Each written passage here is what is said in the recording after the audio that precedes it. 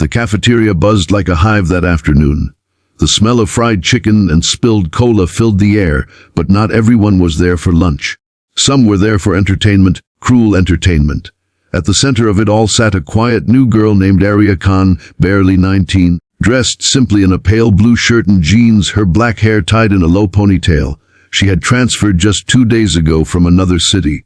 No one knew her, but everyone had started whispering about her. She looks too quiet, one said. Bet she's weird. Another laughed. In college, silence was weakness, and weakness was a magnet for bullies. At the next table sat Samantha, Jade, and Mira, the self-proclaimed queens of campus. They wore expensive perfume, heavy eyeliner, and that sharp smile that usually came before trouble. They'd already picked their next target, the new girl. Aria sat alone, eating in small bites, eyes down, pretending not to hear the laughter that spread like fire from the next table. But she heard every word. Look at her shoes, Jade sneered, pointing. Those aren't even branded. My maid wears better. Samantha giggled, flipping her hair. Maybe she's one of those poor scholarship kids. Should we offer her a donation? The girls burst into laughter. Aria's hand froze halfway to her mouth. She stayed still like a stone in a storm. She had promised herself not to cause trouble here. Not again. But when the laughter didn't stop, something deep in her chest started to tremble. A boy sitting near them, Ryan, who often hung with the bullies, took out his phone. Guys, let's make this fun. I'll record this. The girls grinned. Good idea, Mira said, her lips curving like a knife.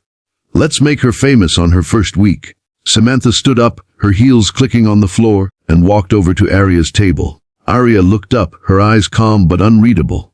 Hey, new girl, Samantha said loudly, making sure the whole cafeteria could hear. Why don't you say hi to everyone? Or do you only talk to your imaginary friends? Laughter exploded across the tables. Aria didn't respond. She simply lowered her gaze and took another bite. Samantha frowned. She wasn't used to being ignored. Did you not hear me? She said, slamming her hand on Aria's table, making the tray shake. Cola spilled over the edge. Aria blinked, wiped her hand with a tissue, and quietly said, Please, just leave me alone. That single sentence, spoken so softly, made the bullies laugh harder. Leave you alone, Jade mocked. You're sitting in our spot. You think you get to tell us what to do. I didn't know it was your spot, Aria replied quietly. Oh, you didn't? Samantha smirked, grabbing Aria's glass of juice. Now you do. And before Aria could react, Samantha poured the orange juice all over her tray, drenching her sandwich, her notebook, her phone. The cafeteria went silent for a second, and then laughter erupted again. Ryan kept recording, whispering, This is gold. Aria's fingers clenched under the table. She inhaled once, deep, steady. For a moment, she saw her mother's face in her mind, calm, strong, whispering, Control it, Aria. Always control it. So she stood up silently, picked up her soaked notebook, and turned to walk away. But Samantha wasn't done. She reached out and pushed her. Where do you think you're going? Aria stumbled forward, hitting the side of the next table, her tray crashing to the floor. The laughter got louder, her shoulder ached, her heart pounded. Then came the final straw, a slap. It wasn't hard, but it echoed. Samantha's hand connected with Aria's cheek in front of the entire cafeteria. Everyone gasped. A few phones were raised higher, capturing the moment. Aria froze. Something inside her, something she had buried deep for years, snapped open like a broken lock. She turned her head slowly, her eyes dark and cold. Her voice dropped so low it was almost a whisper. You shouldn't have done that. Samantha blinked. What did you say? But before she could finish, Aria's body moved, smooth, fast, controlled. She caught Samantha's wrist midair, twisted it behind her back, and with one sharp motion, dropped her to her knees. Samantha screamed. The entire cafeteria went silent. Aria didn't stop. When Jade rushed forward to help her friend, Aria pivoted, a perfect sweep kick, and Jade's legs went out from under her. She hit the floor hard, her tray flying.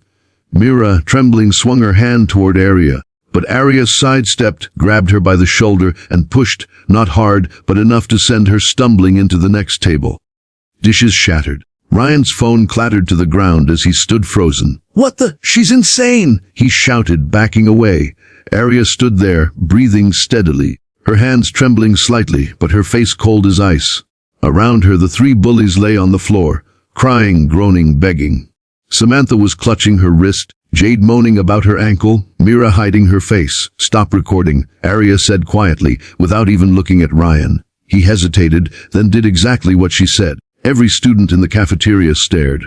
No one dared to move. Even the staff at the counter were speechless. Aria took her wet notebook, brushed off the crumbs from her sleeve, and said calmly, "Next time you laugh at someone for being quiet, remember, silence doesn't mean weakness." Then she walked out, every step echoing like thunder. For a long time, no one spoke. Then someone whispered, "Who is she?" Ryan swallowed hard. "Whoever she is, I'm never messing with her again." Later that day, the video, though Ryan deleted his, somehow leaked from someone else's phone.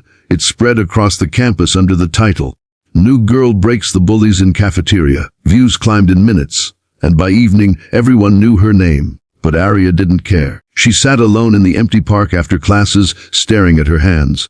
She hated that side of herself, the fighter she tried to bury since her father trained her in martial arts years ago. "You only fight when you have to," he always said. She had promised him, and today she broke that promise. But deep down she knew, sometimes, you can't stay silent forever. She looked up at the sky, whispered to herself, tomorrow will be different. What she didn't know was, tomorrow, the bully's revenge would come back harder, and the real fight was only beginning.